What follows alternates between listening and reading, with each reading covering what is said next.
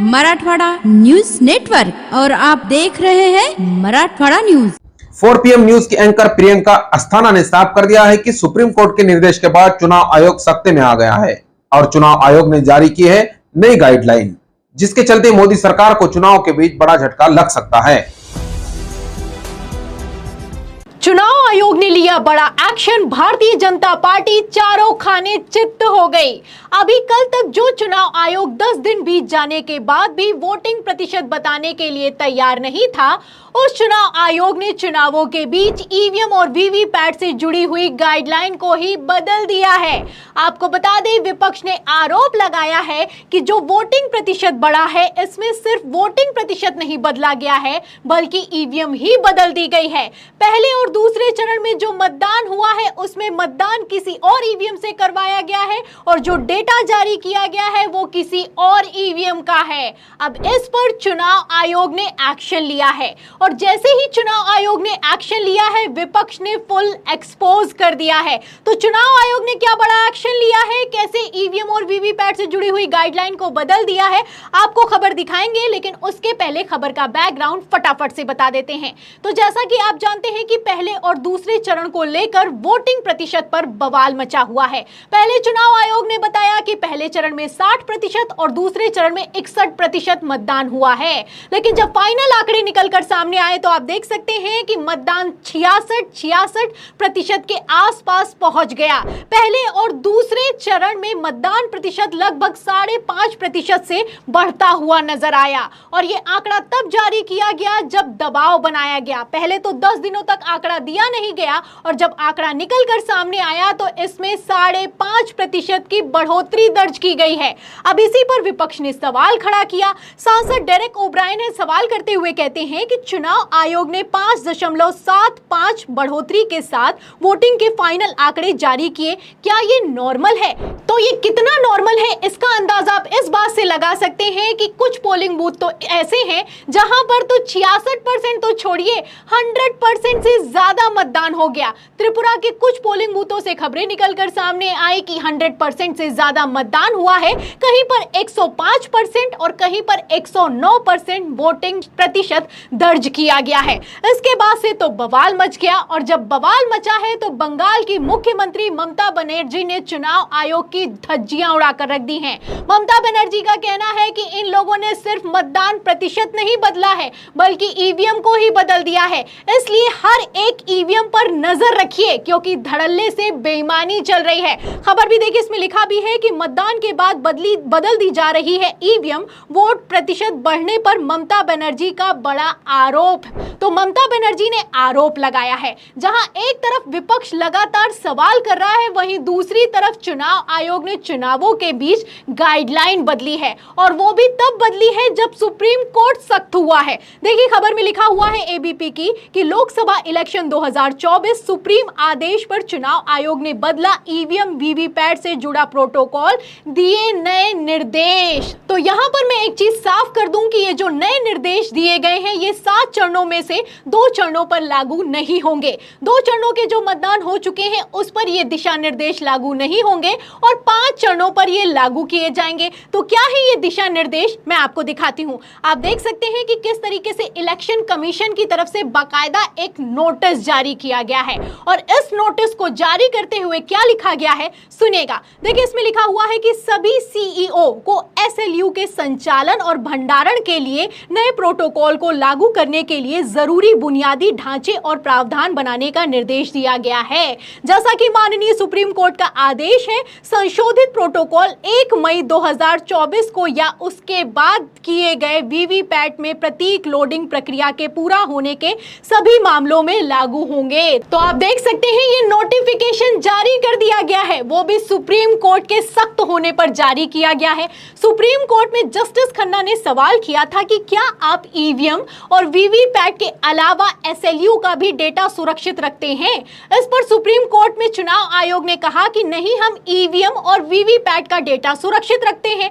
अब अब इस पर आदेश दिया गया है। सुप्रीम कोर्ट का कहना है कि जो SLU है यानी कि सिंबल लोडिंग यूनिट है उसका डेटा भी सुरक्षित रखा जाए। इसको लेकर चुनाव आयोग ने अब जाकर नोटिस जारी किया है और इस नोटिस में कहा गया है कि सिंबल लोडिंग यूनिट का डेटा सुरक्षित रखा जाए और 45 दिनों के लिए सुरक्षित रखा जाए। लेकिन ये नियम कायदा कानून 2 चरणों पर लागू नहीं होगा, 7 चरणों में 5 चरणों पर लागू होगा और जो 2 चरणों की वोटिंग हो चुकी है उस पर यह लागू नहीं होगा। तो ऐसे में सवाल खड़ा होता है कि क्या पहले फेज और दूसरे फेज में खेला हुआ है, क्योंकि मैं आपको बता दूं कि इसको लेकर मद्रास हाई कोर्ट में भी एक याचिका दाखिल की गई है। DMK की तरफ से ये याचिका दाखिल की गई और मांग की गई कि आप इसकी जांच करवाएं, क्योंकि जो EVM का नया डिजाइन है इसमें और भी आसानी से हेर फेर किया जा सकता है। क्या कहा गया सुनिएगा। देखिए, लाइव लॉ की खबर में लिखा है कि DMK ने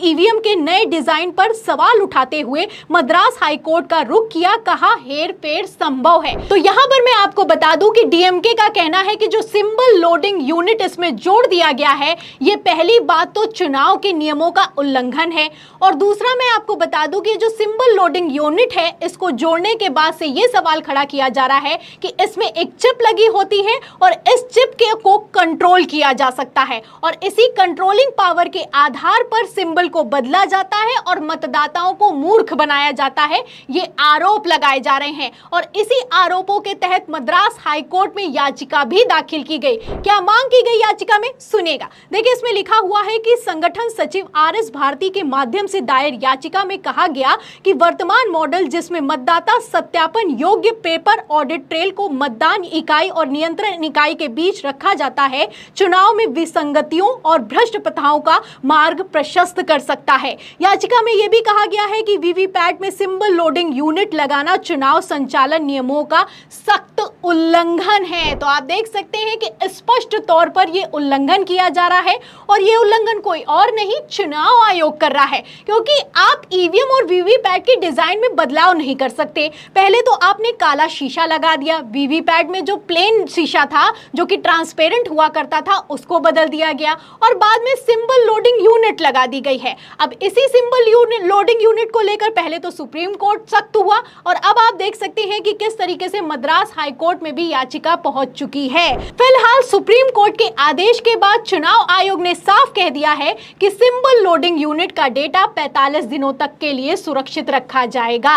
अब सुरक्षित तो रखा जाएगा लेकिन आगे आने वाले चरणों में सुरक्षित रखा जाएगा। तो ऐसे में सवाल खड़ा होता है कि क्या पहले के 2 चरणों में खेला हुआ है, क्योंकि मैं आपको बता दूं सिर्फ नियम कायदे कानून नहीं बदले गए हैं बल्कि मैं आपको बता दूं पासवर्ड भी बदल दिया गया है। खबर निकलकर सामने आई है, खबर भी मौजूद है, खबर आप देखिए जागरण की। देखिए, इसमें लिखा है कि EVM से जुड़े डेटा पर खतरा, लीक होने की संभावना, तत्काल रूप से पासवर्ड बदलने का निर्देश जारी कर दिया गया है। तो पहले 2 चरण की जब वोटिंग हो गई तभी इनको सब कुछ समझ में आ रहा है कि क्या करना है क्या नहीं करना है। पहले आप देख सकते हैं कि गाइडलाइन बदली गई और ये गाइडलाइन सुप्रीम कोर्ट के सख्त होने पर बदली गई है, वो भी चुनावों के बीच। और दूसरा आप देख सकते हैं कि अब पासवर्ड भी बदल दिया गया है। चुनाव आयोग का कहना है कि साइबर अटैक का खतरा है इसलिए पासवर्ड बदल दिया गया है। अब ये पासवर्ड क्यों बदला गया है सवाल खड़ा होता है, क्योंकि जहां पासवर्ड बदला है वहीं दूसरी तरफ वोटिंग प्रतिशत को लेकर बवाल मचा हुआ है। एक तरफ भारतीय जनता पार्टी इसी जुगत में लगी हुई है कि किसी ना किसी तरीके से वोटिंग प्रतिशत बढ़ाया जाए,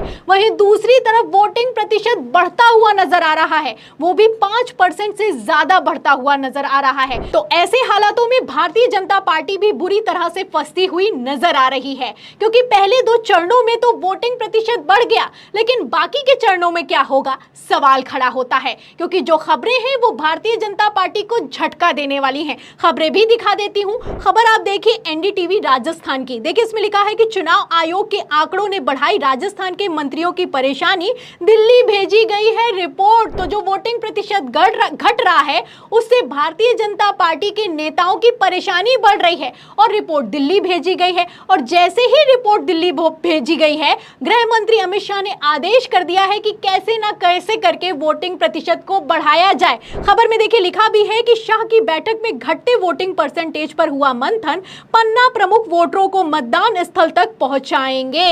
तो आप देख सकते हैं कि एक तरफ जहां भारतीय जनता पार्टी इसी जुगत में लगी है कि कैसे ना कैसे करके वोटिंग प्रतिशत बढ़ा दिया जाए, वहीं दूसरी तरफ वोटिंग प्रतिशत बढ़ता हुआ नजर आ रहा है। वो भी कैसे बढ़ता हुआ नजर आ रहा है, इस पर सवालिया निशान है। क्योंकि वोटिंग तो होनी चाहिए, लेकिन क्या वोटिंग में धांधली की जा रही है? इस सवाल के जवाब चुनाव आयोग देने के लिए तैयार नहीं है। तो इस पूरी खबर पर आपको क्या लगता है? क्या ईवीएम बदली गई है? क्या गाइडलाइन बदलने से कोई फर्क पड़ने वाला है? इन सवालों के जवाब में इस पूरी खबर पर आपकी क्या राय है, हमें कमेंट बॉक्स में जरूर लिखें। वीडियो को ज्यादा से ज्यादा शेयर करें ताकि सच्चाई दूसरों तक पहुंच सके। हमारे चैनल को लाइक करें, सब्सक्राइब करें, ज्वाइन करें। फिर मिलती हूं अगली खबर के साथ, तब तक के लिए धन्यवाद।